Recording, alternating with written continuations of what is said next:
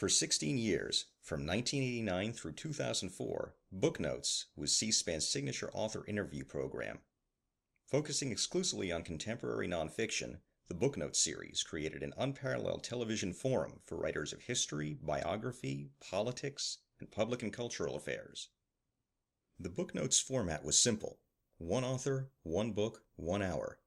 For a full hour every Sunday night, 52 weeks a year, nonfiction writers were asked to discuss their most recent work.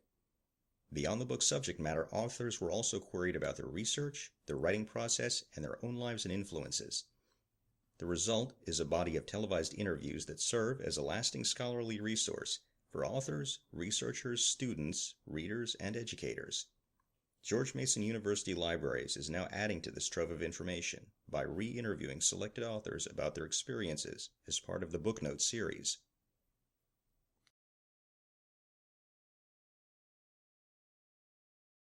Today we are interviewing author Nicholas Basbanes, who appeared on Booknotes on October 15, 1995, to discuss his book A Gentle Madness, Bibliophiles, Bibliomanes, and the Eternal Passion for Books. Good morning, Mr. Basbanes. Good morning, Misha. Thank you for doing this interview with me. Well, thank you for joining us. I would like to know, how did your book come to be on Booknotes? Well, for me, it was a stroke of extraordinary good fortune. The wife of my literary editor is Glenn Hartley of New York, and his wife, Lynn Chu, is also did I say literary editor? I meant a literary agent. The wife of my literary agent happened to be in Washington. She had one of their clients who was being interviewed by Brian on Booknotes, and my book had recently been published, and it's a gorgeous book, if I may say so. It's a nice big book with an extraordinarily handsome dust jacket, and she was chatting with Brian and said, "Here, this is one of our authors," and he looked at it, and he was just taken immediately by the subject. It's the bookful Albrecht Dürer from 15th century engraving, and he thought that was smashing, and he liked the. He said, "What's this? A Gentle Madness? What's it about?" And she said, "Well, it's about bibliomania, the passion to own books." He said, "Well, I don't know how that fits into public service. Does he talk at all about politics in there?" She said, "Oh, he talks about everything." He said, "I want this guy on the show." As I understand it, this is how the story was relayed to me, and he committed himself on the spot to having me come down, knowing nothing really about me before that. And the book was published in August of 1995, and so we did the interview that October. So I had a couple of months to prepare for it, but that's how it happened, and it was really a wonderful opportunity for me, I must say. Really very special. I'm interested in the fact that, one of the things we're interested in is how Mr. Lamb chose the books, and this just happened to be a network between an opportunity. Professional. What we would call, Brian was a naval officer like myself back in the day, and we used to say, always be alert to targets of opportunity. You really never know what's going to pop up, and that it might be fruitful. And he saw something that appealed to him. The whole idea of 2,500 years of bibliomania, stories about these people who have been possessed and driven to do these things. And he said, maybe we could. I'm just assuming. Actually, I've had conversations with him subsequent to this, so I think I'm giving a pretty fair estimation of the thought process. But this guy might be pretty interesting for our viewers, and why not? He's doing 52 shows a year. Let's let this guy come on and give an accounting of himself. So I can't speak for what went through his mind, but I believe that's kind of what happened there. And for me, it was just a remarkable opportunity. And your book was only in the second year of the program, I believe. You see, I didn't realize that, but now that actually no, my book came out in 1995. So and Booknotes started in 89. I'm sorry, my bad. So it had been on for a little while. So because I was very familiar with the program. I mean, it was. This was the program you watched if you were a nonfiction writer, and you only dreamed of getting on there. So let me say, this was not something that came to me out of the woodwork. And with respect to what it meant and what it could possibly mean for the fortunes of the book, I understood immediately that this was a wonderful opportunity for me to introduce my book to a readership that really wouldn't otherwise be familiar with what I was doing. So it was wonderful. Well, and at the time, there was a resurgence in the interest, there was in the scholarly interest of the history of the book. Well, that's right, and it continues. Mm-hmm. So that was kind of, and my book really does. It is very useful in that field, and I'm really very heartened when I see that so many institutions, so many universities, and I do a lot of lecturing these days, and then I see the syllabuses that they have, and I see Gentle Madness in there, and history of the book curricula. It's just a very useful book for a very specific subset of the history. People. It's the history of the book takes in just so many different areas, not just the making of them and the writing of them and the publishing of them and the selling of them and the reading of them, but also the people who preserve them and gather them. So this was very much a part of it, and I think Brian perceived that and saw it and thought this was worthwhile to have discussed on his program.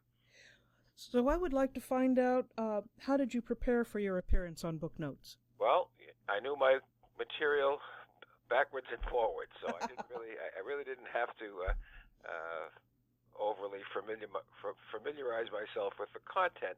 But what I really did want to do is, be aware of what it was I was going down to Washington to do, which is to appear on Booknotes and be interviewed by Brian Lamb. So it was fortunate in that I already was familiar with the program, and I had watched it, I can't say religiously every week, but as often as I could, especially if there were going to be authors on there who I admired. But I certainly made it a point. I had 2 months to get ready, and I just watched as many Booknotes programs as I possibly could, and that was how I prepared to really make myself familiar with Brian's technique, how he approached the task. It became immediately evident that he read the books.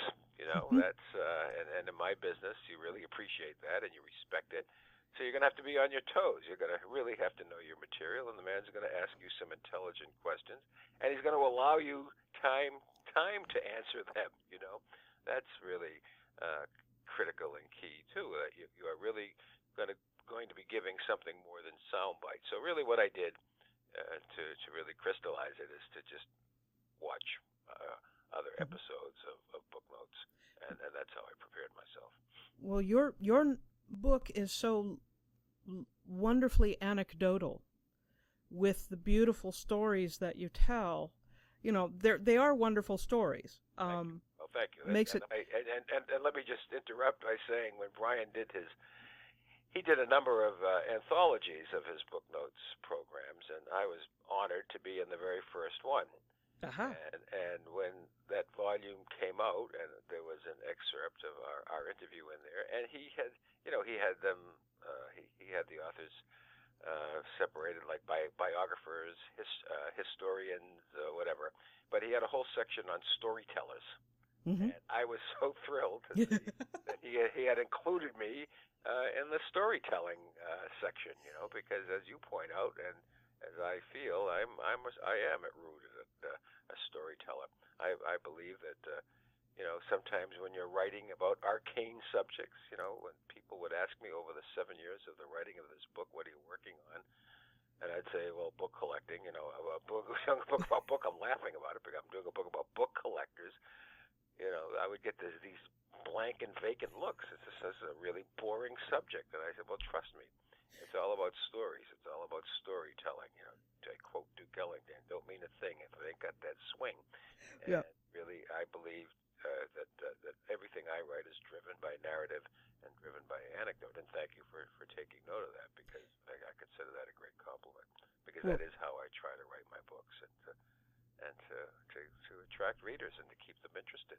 In subjects that they might otherwise find pretty arcane, But I did notice that in your interview with Mr. Lamb, you were smart enough to stop and before you revealed the ending of some of your stories.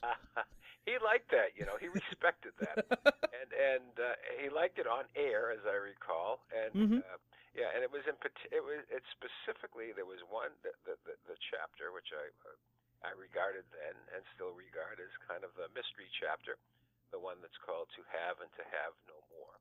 About Haven O'More. About a man who was known as Haven O'More, and that name was kind of a coinage from an earlier name, and it really, it's spelled Haven O'More is have no more, and so I called the chapter "To Have and to Have No More."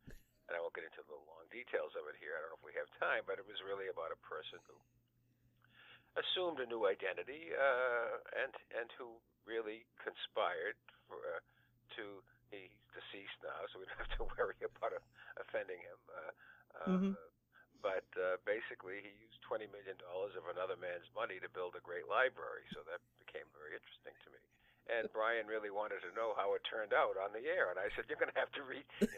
I'd like to tell you, but I would much rather have your audience read the book." He liked that. He said, "You were someone who actually said, no, I don't think I want to answer that question," because really, part of the magic, I think, of that chapter is that it is a mystery story, and I really do want you to go and read it and find out how the thing ends. Well, that was one of the first chapters I went to in your book. Yeah, right. All right, so I would like to know, what do you remember most about your appearance on the program, and if you could describe your experience? Well, again, I prepared for it, so it wasn't a surprise to me how it was going to progress. But I guess what I remember most is that Brian made me feel so comfortable that from the outset I knew I was in very good hands. I knew that he cared about the book, he cared about me as a writer, and he really wanted to give me every opportunity to present myself and to discuss my work, and he was giving me a gift, really, of being on the air, of speaking before a national audience on a Sunday night. Come on, this is a big thing. This is my first book, and I'm all of a sudden being presented before people who have no idea. I don't have a clue as to who I am. I mean, many of the authors that Brian had on that program were people like David McCullough, Doris Goodwin. We're talking about, the superstars. Everyone knows who they are. But this is Nick Basbanes all of a sudden coming. I mean, you have to even ask how to pronounce my name, and because it's a difficult, complicated spelling, right? Basbanes. And but that gives you an idea of how little I was known. So what I remember is that this was a great opportunity, and I really didn't want to blow it. And he made me feel so comfortable at the outset, and he really asked good, informed, intelligent questions, and that he allowed me to answer them fully. It was really wonderful. But that's what I remember most, is just how comfortable he made me feel while I was on the program.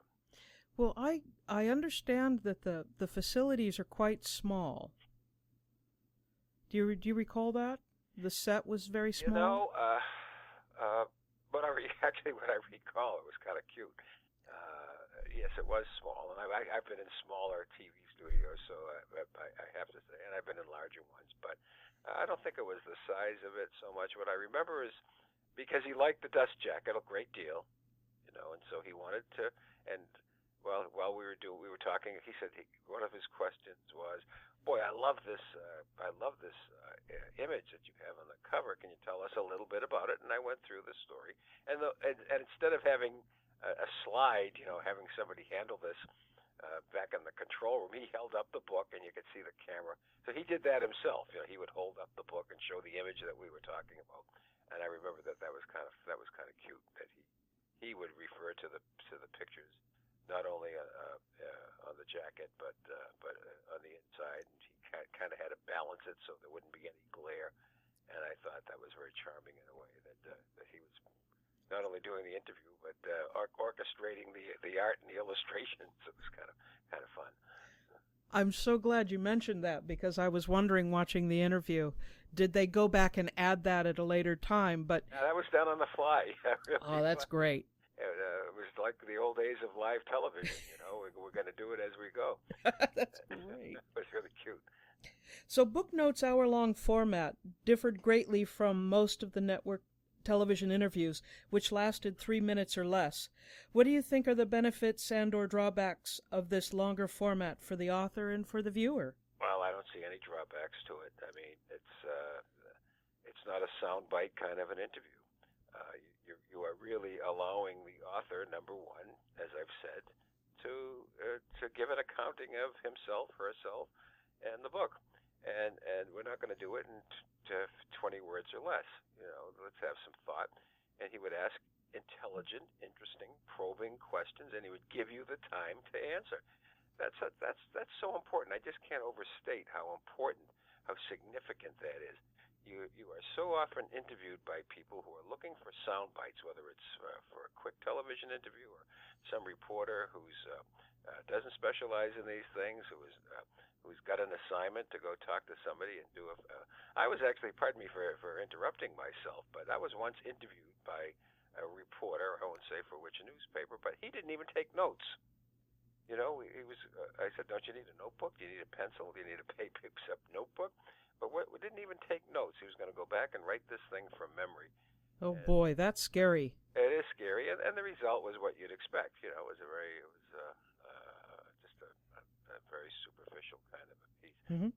So, what I remember really about and what I think about this hour-long format is that it's a serious interview. And it's not going to be edited. It's going to be 1 hour. Like if you're on 60 Minutes, if you're lucky enough to get on 60 Minutes, they probably spend 2 or 3 days talking. I've had people come to my house for some of these television interviews. They will do 8-10 hours of interviews with you. You think, good God, have you got what you're looking for? Sometimes they don't even ask questions. You just talk, and then they will pluck and they will select and very carefully edit what they want, and you might be for 5 or 10 minutes on air, but so it's a very carefully constructed interview when it's that kind of a deal. But with Brian, it's going to be we start, the cameras go on, the light blinks, and you talk for an hour, and what you say is what you get. Yeah. So I just thought that was fabulous, and I just don't think that there's ever been anything else quite like it. There are a couple of other, I guess Charlie Rose does interviews, he does 20 or 30 minutes, and they're good. I'm not going to take anything away from him. He seems to know his stuff too. But Brian did it week after week, for all those years, 52 weeks a year, and it was 1 hour, one author, one book. Boy, it was fantastic. So judging by the extensive marginalia in his books, Mr. Lamb read them thoroughly before the interview. Do you find this to be normal for interviewers? How does this change the interview experience? Well, I think I've already suggested that I don't find it normal, especially when you're dealing with television reporters. It's a couple of seconds, and you can tell because there'll be a question. Well, tell us what your book is about. Basically, it's passing it off to you. Sure. And you're tempted sometimes to say, "Oh, it's about 550 pages long." That's not what they're looking for. They're looking for. Well, that's really going to mess them up big time. But so you have to give a little. Really, you spent 7 years on this book, and you're expected to give 2 sentences of what it's about. That didn't happen with Brian Lamb, and you knew it wasn't going to happen. And he was going to ask some very penetrating, probing questions based on his reading, and as you say, his marginalia pointed it out and indicates it. I'm sure it did. It was just really quite a good experience. But I find that, especially when you're doing a 3 or 4 or 5 minute appearance on TV, and that's pretty good. If you get up to 5 minutes, you're really getting a long appearance. Mm-hmm. The newspaper reporters may give you more time, but the newspaper profile is disappearing from the face of the earth. There aren't very many newspapers that have full-time book coverage anymore. We all know the sad state of newspapers, and it's not going in a direction that I find very encouraging. And from my own personal standpoint, it's just fewer opportunities to get your message out there to people who would be interested in it. So when you put all of that in the context of what Brian Lamb did on Booknotes, Booknotes really stands alone, in my view. Then and still, it set the standard. Mm-hmm. Well, Mr. Lamb asked you one of the more unique questions that he ever asked, and I think it points directly at what your book is about. He asked you at one point, I spent $35 on this book. What am I supposed to get out of it? Yeah, that was a tough question, actually. And I don't know what my answer was, to be truthful, but I hope you get your $35 worth. This isn't the kind of thing that you get your money back. You say, gee, I didn't much care for that. Although I can tell you, people have suggested that sometimes. Hey, I didn't like the book. Can I get my money back? Well, thankfully, that's not the way it works with books. I mean, you buy the book and you read it, and let's hope you get your $35. $35 was a lot of money back in 1995. It's a lot of money today. Yeah. My most recent book lists for $35. So, of course, with Amazon, you can get it for less than that. But what I hope is that you get something that entertains you, that informs you, that gives you some insight on this subject that I've chosen to spend 7 years of my life researching and writing, and developing and traveling to all 4 points of the compass to get these stories and to integrate them in a way that will be a contribution not only to the entertainment value out there, but to the world of letters, to make a contribution. And here we are. Next year will be the 20th anniversary of Gentle Madness, which will be it was published in 1995, so 2015 is the 20th anniversary of it, and it's still in print. It's been through 8 hardcover editions, 20 or so paperback editions, more than 120,000 copies in print, and it's taught in colleges and universities all over North America, and I dare say offshore in some places. I go on WorldCat, which is the listing of libraries that report copies of it, and Gentle Madness is in at least 1,300 libraries, probably more because all of the libraries that have it don't report to OCLC. So that's very rewarding. That's really what it's all about. It's not just the sale of books. One of my just fondest memories was when I went out to California, San Francisco. I was researching one of my later books. I think it was Patience and Fortitude, A Splendor of Letters. Whatever, I did an interview with the author Tilly Olson, a wonderful writer, now deceased, but a great, great writer. Yeah, this was for Patience and Fortitude because I was interviewing her for the San Francisco Library chapter.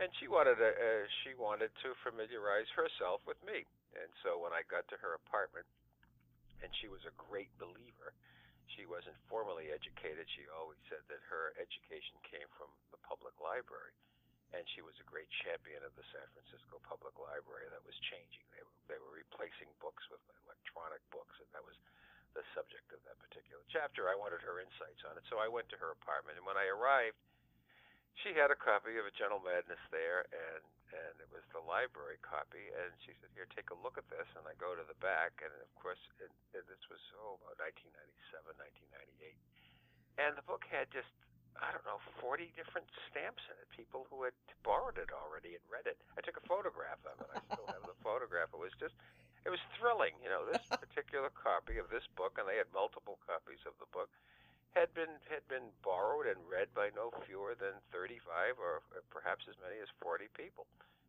So what's a book? You talk about what do you get for the $35?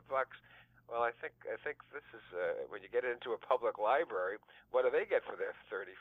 Well, there were at least 40 people that got a benefit out of that. Wow. And I'm hopeful still it's still in the library. It probably is because it's probably one of those 1,300 libraries that still reports having a copy of it. So that's my answer to that. Well, I've got one library copy right under my right elbow right now. There you go. Okay. Mr. Lamb asked about an author's research and writing methods. Do you believe the reading public finds these details about the practice of writing interesting? And do you think other authors and publishers find them interesting? I think absolutely. I can't claim to be the person to have invented this particular phrase, but I use it often enough. And it's that if everybody could write a book, everybody would. And I get questions all the time. Do you think I could write a book if I set my mind to it? And I said, well, that's up to you. but really, I don't think everybody is equipped, and I'm not just talking about the intellectual equipment that's necessary. That's just part of it. You're talking about a project that takes for nonfiction writers 5, 6, 7, 8 years. Seeing a book through from the beginning to the end, and again, we're talking nonfiction here, is just a process. And if you at the beginning think of what you have in front of you, if you look at it in terms of its totality, you'd never do it. You just have to take it one day, one step at a time. And I don't mean just the writing, but really, who do I have to talk to today? How many words am I going to write today? How many books am I going to consult today? It's just a very complicated, involved process, and it's a marathon. And people are fascinated by how this is done. I certainly am, and I find that the questions I'm often asked is, well, when do you write? When do you do your research? Do you take a nap in the afternoon? When is your best writing done? In the morning? For me, it's in the morning. I like to do I like to transcribe my interviews in the afternoon or do the other work at night. But I think they are very keenly interested in the process, and I certainly have found it in my own travels. And I think that when Brian asked about that, I think he knew. I mean, this is a man who knew exactly what his audience. I mean, nothing like that succeeds in a vacuum. I'm certain that Brian had heard from his viewers. I'm sure there were things about the show that they really liked and that he knew they liked. You don't just do something like this week after week and not get feedback. So I'm sure that he knew that his audience was interested in this. Otherwise, he wouldn't ask it of so many authors. So I'm certain of it, that people like it and that they appreciate hearing of every different process. And you also came at the process as an investigative journalist rather than just as a literary critic. And I continue to do that. The academics would call it an interdisciplinary approach, and it is. I mean, for me, everything's in play. I use I use catalogs for auctions, because there's great material in there. I have a vast library of books, not because I enjoy having them around here, enjoy looking at them, and they certainly make for good wall decorations. There was a very interesting C-SPAN, by the way, program. Richard Hall came up here and did a C-SPAN tour of and it's still online. In fact, whoever did the Wikipedia entry about me has a list of all my C-SPAN appearances, and there's 6 or 7 of them there. One of them is the trip here to my house, and among my books, we are awash in books here. But these books are not decorations. These books are tools of the trade. So I try to use everything that's available, everything that's out there. But for me, the process really involves going to the story. As much as I appreciate this telephone and the other modern things that we have, our internet, which I love and which I use and which has become so essential to me, there's still no substitute for going out there and getting the story, talking to the person that you want to interview face to face, eye to eye.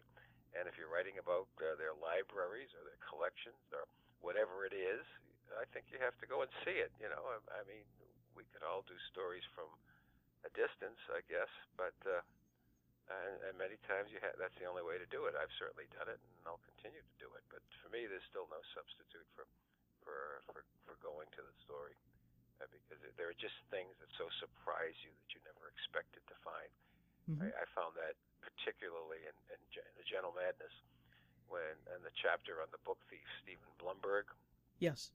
The fellow and Brian was very interested in Blumberg on the Booknotes interview. That's the fellow that stole something on the order of 20,000 books from 350 libraries in 45 states over a 20-year period, and because he loved them, and at his trial, his defense was not guilty by reason of insanity. When you have a book called The Gentle Madness, the guy's perfect. You have to have him.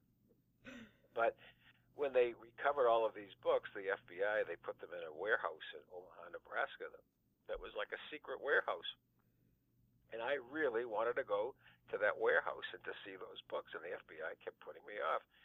And finally, the agent says, in exasperation, he said, what do you want to come here for anyway? Oh, it's just the library. I said, well, no, guess what? No kidding. That's what. But so finally they agreed, and I flew from Boston to Omaha, Nebraska, and he said, I'll only give you 15 minutes in here. And you know what? It was worth it. I flew to Omaha. He picked me up at a McDonald's restaurant, and we went to, he said, well, I'm not going to blindfold you. He was teasing, but but we went there, and he gave me 20 minutes, and you say, well, really, was it worth it going to the expense and the time and the effort just to write about something that you could write about anyway? And, but if you start that chapter and I begin it, I walk into this room, and there are these blinking security lights, there are FBI agents everywhere, and there are corrugated metal shelves, kind of government issue industrial shelves. But what made them very interesting were the little stenciled nameplates on them: University of Michigan, University of Minnesota, Harvard University, New York Public Library, and that's the kind of detail that you would never get. You would never get if you hadn't have been there and just been able to see this stuff, as they say, in situ. And so that's kind of my process, and I think people are very interested in that. And as you say, so you asked me about investigative reporting. That's kind of one of the elements that I brought to bear in that book, and which I also have brought to bear in my subsequent books. My most recent, I might add, On Paper, that's titled On Paper, was published by Knopf this past October 2013. And as we speak, it's one of 3 finalists for the Andrew Carnegie Medal for Excellence in Nonfiction. So I'm pretty excited about that. But it's the same exact technique that I used for Gentle Madness. And here it is, almost 20 years later. So you do develop your procedures, and I find people are kind of interested in knowing how you go about it. Well, congratulations on that nomination. That's exciting. Thank you. It's pretty exciting. My competition is pretty daunting. It stars Kearns Goodwin for oh dear, and Sherry Fink. So here are 2 Pulitzer Prize winners. So I'm just thrilled to be mentioned in that company, and to be considered, and to just have the librarians, because this is an award given by the American Library Association. Mm-hmm. And my favorite people in the world are librarians. So to be singled out by librarians, it's pretty special. So I'm just very happy to be mentioned among those two great women. So if we can continue, Mr. Lamb frequently asked his guests biographical questions. Actually, he usually just kind of barked out single words: birthplace, education. Yeah, fine. Massachusetts. Yep. Did that college, Penn State? Fine. He's a journalist. I'm a journalist. I'm totally in sync with that. People want to know. There was a school of literary criticism, to which I don't subscribe, that held you should. I think we're talking specifically here about fiction, but really it's only the text that should matter. That the biographical details should be apart from the text. And I think that's nonsense to say that the writer is not the biography of the writer, the life of the writer, is not a part, is not influential of what produces the book, is nonsense. I mean, these books are what we make. These books emerge from people, and your background, your life, your biography is all part of it. And he wanted to know. And again, I'm sure his audience wanted to know. He wouldn't have asked those questions if his audience didn't want to know these things. I mean, Brian Lamb was not just doing something to amuse himself. He was doing something to inform and to instruct his audience, and he had an extraordinary national following. So I'm certain that he knew what he was providing a service to his audience, and these are some of the things they wanted to know. So I think that's perfectly in play, and deservedly so. It belongs there. Were you surprised by any of his questions? Just one caught me by surprise, and it was just he asked me a question about he had read a little anecdote in the book about William Faulkner in New York going to a party at Bennett Cerf's house, and Alfred A. Knopf was going to be there, and Alfred A. Knopf had spent the day going to secondhand bookstores, in Lower East Side, finding Faulkner first editions, that he wanted Faulkner to sign for him, and Faulkner refused to do it. And so Brian asked me to talk about that, and it was just it was maybe if it was on half a page, if it took up 200 words in the book, I was just kind of surprised that his reading brought him that deeply into the book, and it was an interesting little anecdote. Usually people want to know about my book thief, they want to know about Haven No More, they want to know about the University of Texas, the institutional bibliomania chapter that I wrote about, which I think still stands as if I may say so, a great chapter in the book. So many other things that really kind of captured the attention of readers. These are the areas I expect to be asked about, and I was, but I really didn't expect that particular question, and it just spoke to the depth of his own research and preparation for the program, and it did kind of surprise me. Obviously, I was able to answer it, but it was Sure. surprised me. But that was the one. That was the only one. Well, we've already established that you were a fan of Booknotes and had watched it before. But did your experience on the show change your impression of it? Not at all. Just heightened it. Again, I was very familiar with the program. I had been a regular viewer of it, and I was really greatly honored and thrilled when I was told that I had been invited to appear on it. So I didn't come to the program without any prior knowledge of it or expectation. But I have to say that when I did the interview with Brian, and I was just made to feel so totally at ease, and I just thought his approach, his technique, the things he wanted to discuss, his willingness to give me an opportunity to just expand on my thoughts. And I tend to talk in a very circuitous manner. I really do go from one thing to the next, and he indulged that. It was kind of wonderful. But I also felt, in addition to the structure of the program and the way his philosophy of it, was just the fact that it performed such a public service. It wasn't just entertainment or there for educational value, and you don't want to just reduce it to saying, well, he's giving you some information on a consumer product. Some people look at book reviewing in that respect. Well, okay, we're going to give you 2 stars, 3 stars, 4 stars in a new product. Why we think he didn't do that. What he was doing was singling out authors. I mean, this year, I think for the National Book Award, they considered more than 600 nonfiction books. To try and pick a winner out of that is daunting. It's ridiculous. And that was 600 or so books that were submitted for consideration. So how many hundreds of really worthy nonfiction books are published in a year? So to be singled out and to be invited to come and appear on a program where it is dedicated to profiling nonfiction authors and their works is really quite an honor, quite a privilege.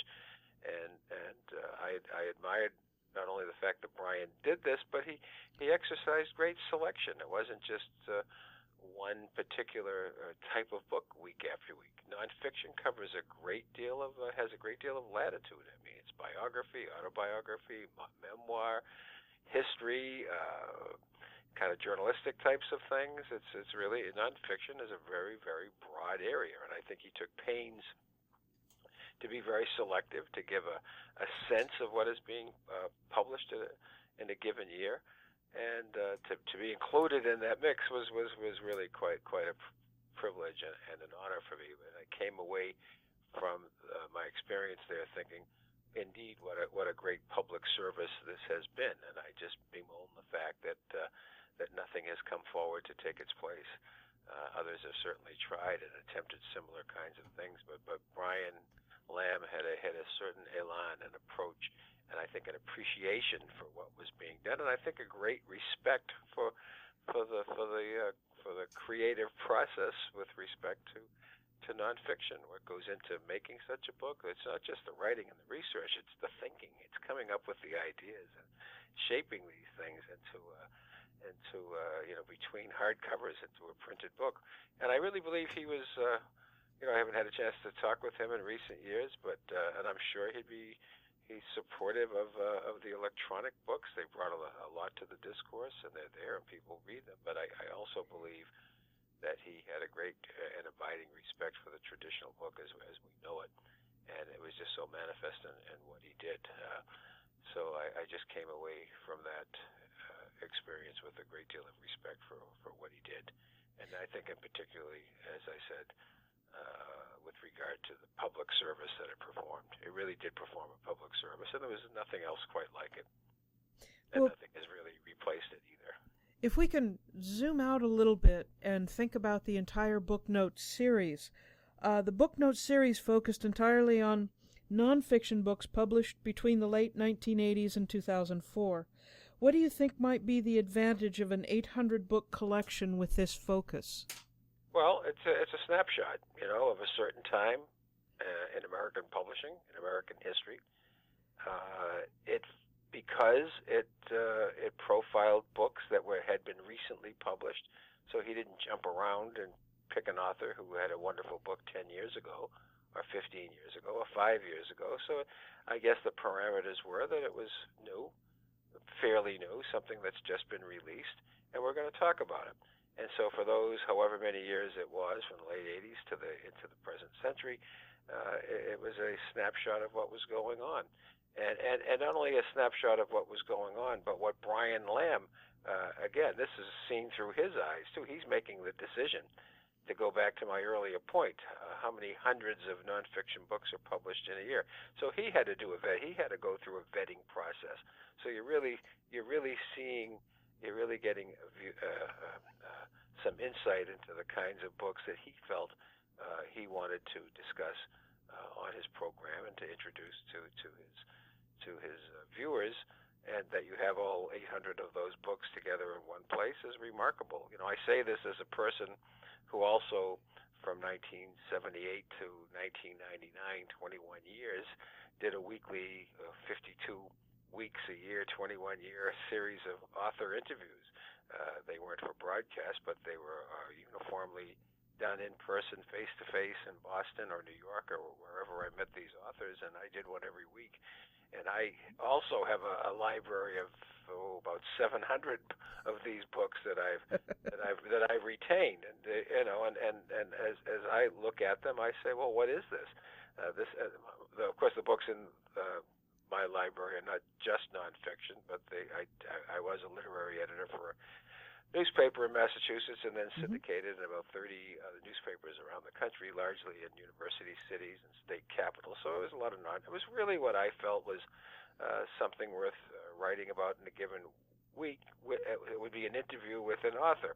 My point is, you ask me about the value of the 800 books that you have there. I say, well, I have a great sense of what it is, because I have 700 similar kinds of books, here in the shelves that surround me in my house.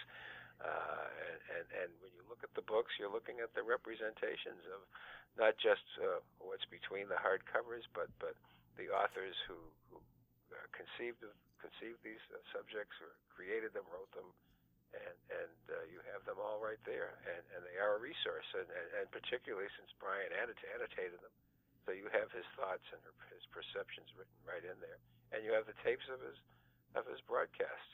So it's really a great package. It's not just those 800 books. I think it's the whole process that's represented by what you have there. Well, I know we've got books on the shelves that certain authors would like to forget. Well, there you go. That we've got certain authors are rather, like yourself, are really proud to be there, and certain authors, I'm sure, there's a handful that look at what's representative of their work on the shelf and just kind of roll their eyes. Well, that's the way it goes. But Mr. Lamb had a rule that authors could only appear on the program one time. Which... Yeah, that was from the author's standpoint. That's unfortunate. Well, but I understand it completely. Again, to go back for the third time, how many nonfiction books are written in a year that are worthy? Sure. Dozens of them. And Brian was being very democratic here, and he said, I've got one hour a week. There are only 52 of these hours in a year. Mm-hmm. So if you're on once, and he was firm about it. It didn't matter if you'd won 3 or 4 Pulitzer Prizes. Not that there's anyone that has. You're still only going to get one shot on Booknotes. And so that was fair, and I understand it, and I respect it, and I can appreciate his reasoning for doing that, because there's such a plethora of good, worthy books out there and good, worthy authors, and he was trying to introduce as many of them as he could to his audience. So I understood it, and I understand it completely. If we could bend the rules, would you be on it again? In a heartbeat. Okay. What time? I'll get the next plane down from Boston or Providence to be in D.C. I could be there for tomorrow morning. Oh, wonderful!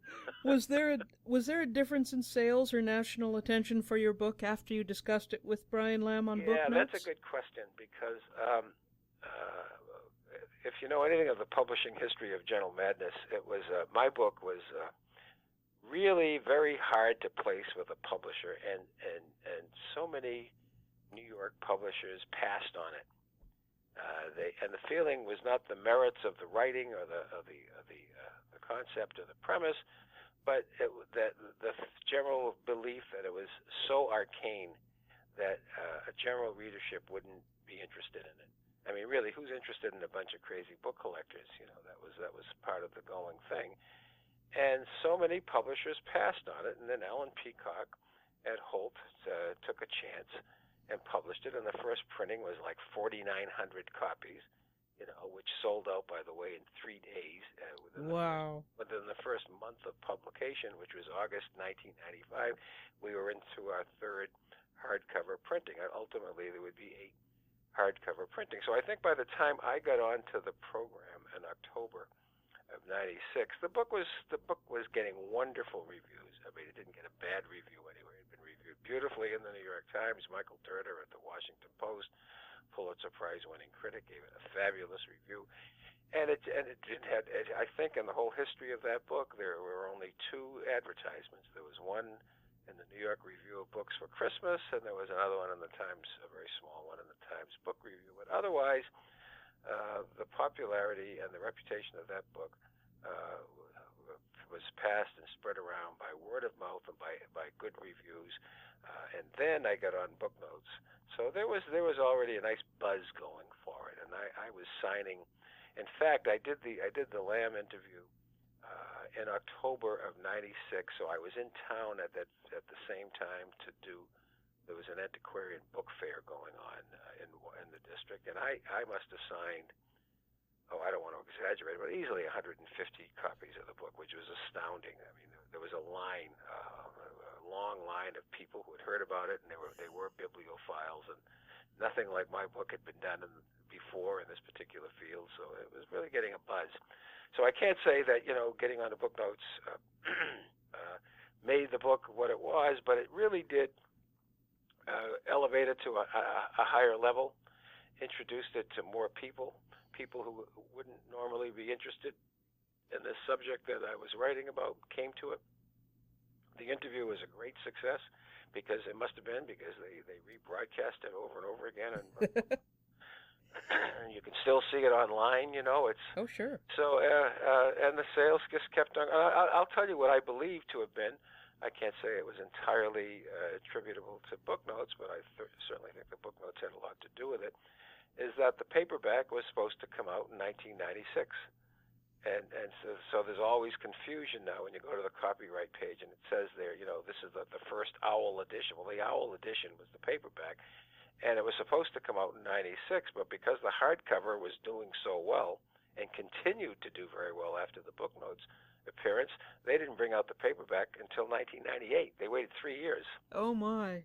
Because people were buying the hardcover. They loved the hardcover. It was a beautiful book. It was big. They wanted a nice copy of it, and they were getting $35 for it too. And the paperback was like $16. I mean, that was a business decision that Holt made. That had nothing to do with me. But I really believe that Booknotes, when you get a national shot like that. And the thing of it is, the people who watched Booknotes were inclined. These were book people, so you had a target audience from the beginning. It's not like you just appeared on television on where they have other different things that they're doing. I mean, Booknotes was, I think it was 9 p.m. on a Sunday night, and people who loved literature and nonfiction books, they went there and they watched it and they passed the word, and so you had an immediate impact, and very definitely it influenced, I think, the longevity of that book and the public reception of it. So, yeah. Well, thank you. For me, it was just it was miraculous. Well, thank you for clarifying that, because I was curious as to if there was this understanding of who the audience was, and of course your book was perfectly aimed to this audience. But I would like to ask you, did your experience with Brian Lamb and Booknotes cause you to rethink any of your own approaches or assumptions regarding your own research or writing? For that, I have to say, I think I pretty much have my own, have developed an approach that works for me. Mm-hmm. Maybe, if anything, it just reinforced what I have, what works for me. Being on that program and reaching the people that we did in such a positive way, I felt that I was doing something right. He asked me the question, by the way, come to think of it. Brian asked me the question on the program, because, again, to go back to your earlier question about he said, has the unexpected success, he might have put it in different words, but has the unexpected success of this book been a surprise to you? It seems to have surprised everybody else in the industry. And he actually, in interviews that he did on C-SPAN later, somebody like Nan Talese, a very prominent and highly respected New York author, who was one of many editors who had passed on the book, and she admitted it on air. He asked her, and he said specifically, "How do you feel when you pass on a book that you don't think has much of a chance in the marketplace?" And he said specifically, Nicholas Basbanes' Gentle Madness. And he said, "What does that tell you?" And she responded. She said, "Yes, we did look at it. We thought it had merit, but and I agree, it didn't. We didn't think it had much sales potential, and it was a great mistake. I'm sorry about it, but so who knows?" But he asked me the question, did it surprise you? And I said, to be honest with you, my answer was honest. I said, to be honest with you, the degree of response has been very pleasant and very rewarding. But to say, does it surprise me? In all modesty, it doesn't, because I knew that I'd written a terrific book. I did the very, very best I could possibly do with that book. I poured my heart and soul into it, and I spent 7 years on it. And I've always believed that if you get a good story, and this book is loaded with great stories, not just good stories, and if you tell them well, then the likelihood is that you're going to get an audience. You're going to succeed. And so, no, I'm not surprised at all, because I know the stories were great, and I know I did justice to them, and my confidence in the project seemed to be justified. So I think that kind of answers the question. Definitely does. And again, that applies to my technique, the approach that I take to the task, which I said earlier. I regard as a kind of an interdisciplinary approach, which means everything's in play. If it's a great story, I'll move heaven and earth to get it in there. Even if it may not seem appropriate to the task at hand, I'll make it appropriate. I'll find a way to get it in there. That's a tip I learned from Mario Puzo. When I interviewed him, he had done 3 or 4 books that were beautifully received critically but didn't do anything. And then it came time to do The Godfather, and he said, "Well, I'm going to do everything the editors have told me not to do, which is, if it doesn't really belong, leave it out." He said, "Well, my feeling is if it's a great story, it's going in. I'll find a way to get it in, and I've kind of lived by that rule, I have to say. If it's a great story, I will get it in there." Yeah, but both you and Mario Puzo were putting yourselves in, well, you weren't necessarily putting yourself in danger. You were dealing with some pretty unsavory characters. Yeah. He was writing fiction too, and True. But that's one thing I have to say. When I found a crime story to include in A Gentle Madness, I was dealing with a book thief, who wouldn't hurt a fly.